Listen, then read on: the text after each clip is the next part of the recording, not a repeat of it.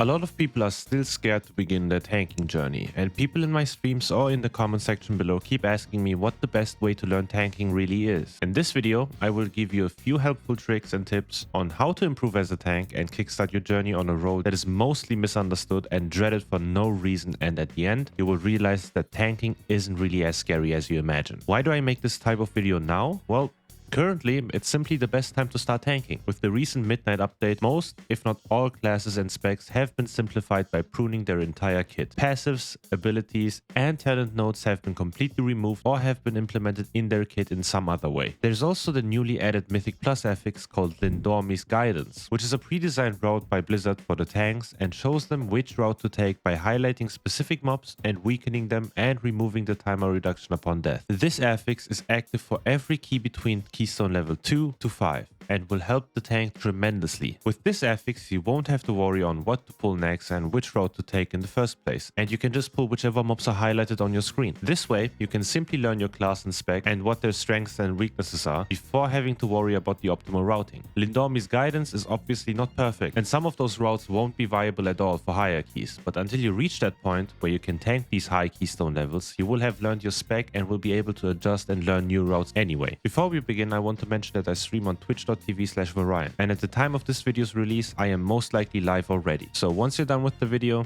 and have questions about this list, hop into my chat and ask away. I'll see you there. Alright, now let's jump into my first tip, which is the most important one at the end of the day. Play whichever tank you want to play. Don't worry about which tank is the easiest or which of them is currently the best. Open up your game and create a trial character and try every tank out and find the one that suits to you. Tier lists and the meta aren't something you should be investing any time in, as those are always meant for the top players that do plus 16 keys and above, and even then you will most likely be able to tank them if you know your main inside and out anyway. It will most likely be harder for you compared to the top meta tanks, but if you invest the time and are open to struggle more than the other classes, you will be able to time the key and increase your rating at the end. Anyone who ever asked me the question on which class they should play, I'd always recommend them to play what speaks to them. Playing a spec you simply don't enjoy will take the fun out of the game and will inevitably lead to a quick burnout, and we obviously don't want that. My second tip is to not overestimate yourself. Start in lower keys and take advantage of the lower scaling and the recently added tank assistance mechanic Lindormi's Guidance, which, as mentioned before, will highlight and weaken every mob in a predetermined route that will help you learn the route in the first place. If you jump into a key higher than a plus 5, this affix will be removed and will leave you confused and your teammates most likely frustrated because their tank is goofing around with pulls you should never mess with. Go slow and improve day by day, either in keystone level or your DPS output or survivability, anything honestly. There's so much you can improve on, and if you take your time, you will have a much smoother transition to tanking than you could imagine. You could also do follower dungeons to get a first look at the dungeons, but honestly, they don't really simulate the Mythic Plus damage output that well, so you will most likely not improve on your defensive timings or optimizing your damage mitigation or which packs you can pull together without dying. Some newer tanks got their first steps inside delves and went in their own pace, learning how and when to press defensives and taking their time in learning their class inside and out. Once you jump into your first key though, you should also focus on pulling right and never pulling too fast. It is really unlikely to fail a low keystone level if you go a little bit slower than the average tank. Pull as many mobs as you feel comfortable with and increase the count with each run until you feel like you've reached your limit. Watch other people's POVs on how they tank on your class and how they press their buttons. Most streamers nowadays have this ability timeline showing you their exact rotation. Try and adapt them into your own playstyle, but obviously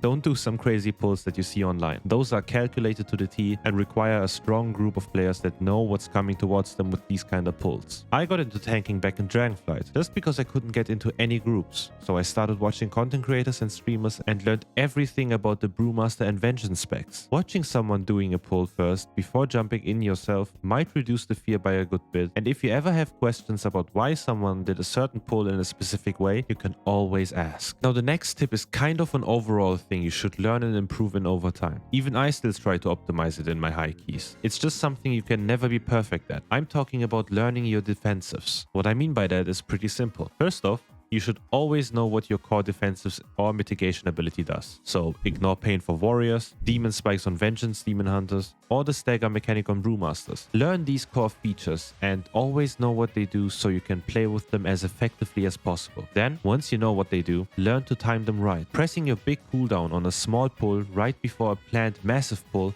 is, as you might realize, not that effective, and having the knowledge of when you should press switch defensive is detrimental to improving as a tank in Mid-Knight. Tip number 4 is to be prepared to mess up. It's inevitable that you will be blamed and flamed.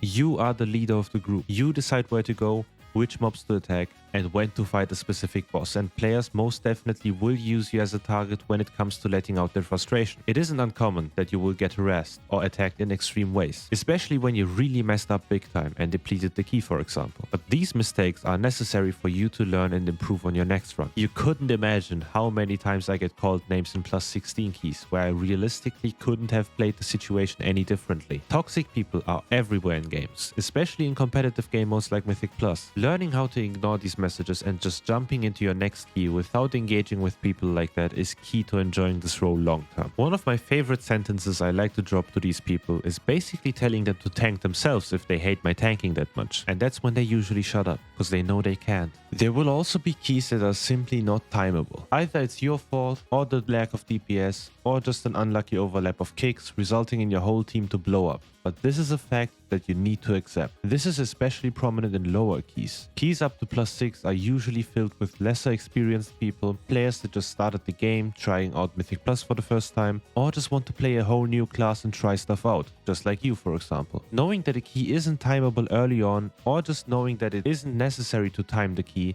will relieve you and take your anxiety of messing up away. This next tip is something that some of you might disagree with at first, but don't use the basic UI that Blizzard slaps on your screen on launch. All of your information is spread across your entire screen. If you want to check your health, you need to look at the top left corner. If you then want to see if your cooldowns are up, you need to go on a whole journey with your eyes to the bottom of your screen. This takes so much time and makes it more difficult on your eyes over time. Moving everything and placing it as centered as possible allows you to rest your eyes dead center on your screen, on your character, while receiving every information that you need. The best part about this expansion is that you don't even need an add-on for that. Simply use Blizzard's built-in edit mode and move your bars and UI elements to where you need them. Disable unimportant elements like the quest list, and you will gain so much more real estate on your screen that allows you to see so much more. If you want a guide on an optimized UI without needing any add-ons, you can check this video of mine out right after you're done with this one. Alright, my last tip for you is to just play.